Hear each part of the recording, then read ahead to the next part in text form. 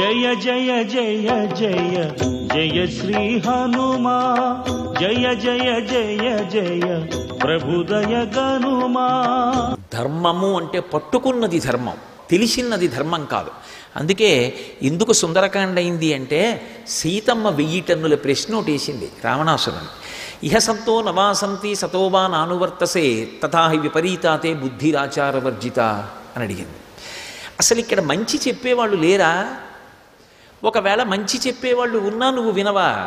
ఎక్కడుంది నీతో సమస్య అని అడిగింది. అయ్య బాబోయ్, ఎంత పెద్ద ప్రశ్న అండి! తెలియకపోవడం ఎప్పుడూ తప్పు కాదు.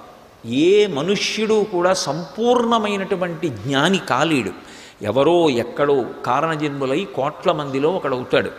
కానీ ఒక మంచి మాట విన్నప్పుడు ఇది మంచి మాట అని అంగీకరించలేకపోతే, అది మంచిది అని మనసు చెప్తున్నా కూడా దాన్ని అనుష్ఠానంలోకి తెచ్చుకోవడానికి ఆభిజాత్యం అడ్డొస్తే వాడిని ఉద్ధరించగలిగిన వాడు మాత్రం ఎవరూ ఉండడు.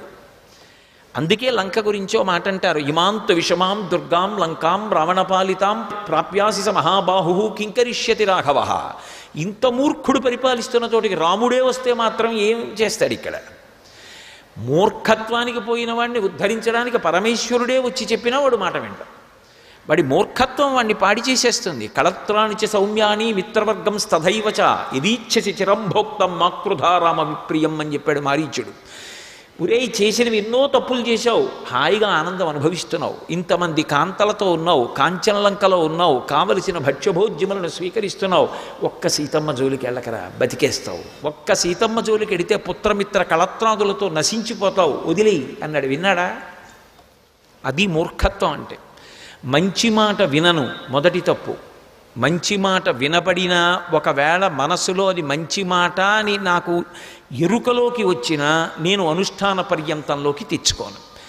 వాడు శరీరం మనుష్య శరీరంతో ఉన్నా వాడిని ఉద్ధరించగలిగిన వాడు ఉండడు. స్వామి వెనక్కి రండి, సీతమ్మ తల్లి దగ్గర అనుజ్ఞ తీసుకొని ఆ తల్లికి ప్రదక్షిణం ఆచరించి ఆ తల్లి దగ్గరే సెలవు తీసుకున్నారు. పృష్ఠభాగం చూపించారు. పెద్దల దగ్గర నుంచి వెళ్ళేటప్పుడు పృష్ఠభాగం చూపించకుండా జాగ్రత్త పడతారు వెనక్కి నడుస్తూ.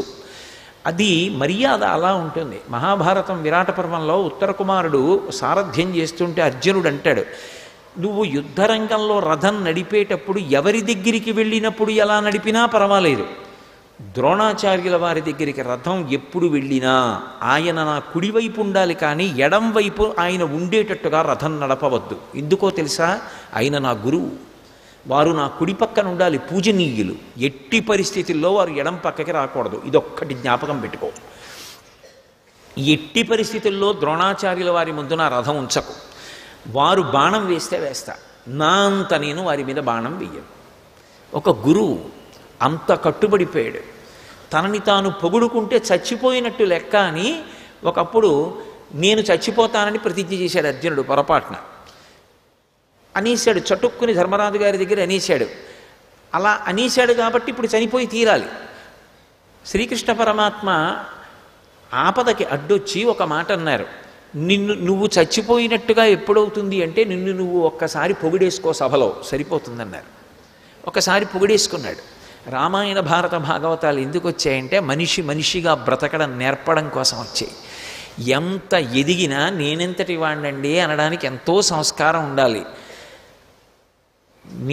నేనెంతటి వాడినో తెలుసా అనడానికి అహంకారం ఒక్కటి ఉంటే చాలు.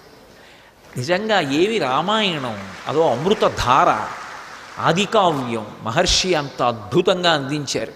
ఆయన అంటారు, అల్పశేషమిదం కార్యం దృష్టేయమసి తేక్షణ త్రీనుపాయానతిక్రమ్య చతుర్థమిహ విద్యతే అంటారు. అల్పశేషమిదం కార్యం.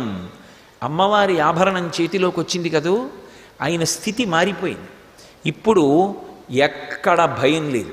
ఇప్పటి వరకు రామదాసుడిగా వచ్చి సీతాన్వేషణం చేస్తే సూర్యే చాస్తం గతే రాత్రౌ దేహం సంక్షిప్య మారుతి వృషదంశకమాత్ర సన్ బభూవాద్భుత దర్శన. పిల్లంత వారై అన్వేషణ చేశారు. అమ్మవారి ఆభరణం చేత్తో పట్టుకుంటే చూడామణి ఎక్కడ లేని ధైర్యం వచ్చేసింది. అది శాక్తేయమైన ఆభరణం. వెంటనే ఆయన ఒక మాట అనుకున్నారు మనసులో, అల్పశేషమిదం కార్యం, పెద్ద పని అయిపోయింది. అసలు సీతమ్మ దర్శనం చేయడం చాలా పెద్ద పని. ఎందుకని అంటే సీతమ్మ దర్శనం నా ప్రయత్నం వల్ల ఉండదు. సీతమ్మ దర్శనం సీతమ్మ అనుగ్రహం మీద ఆధారపడింది. తల్లి అనుగ్రహం ఇచ్చింది, నాకు దర్శనం ఇచ్చింది. సర్వం శ్రీ ఉమామహేశ్వర పరబ్రహ్మార్పణమస్తు. స్వస్తి.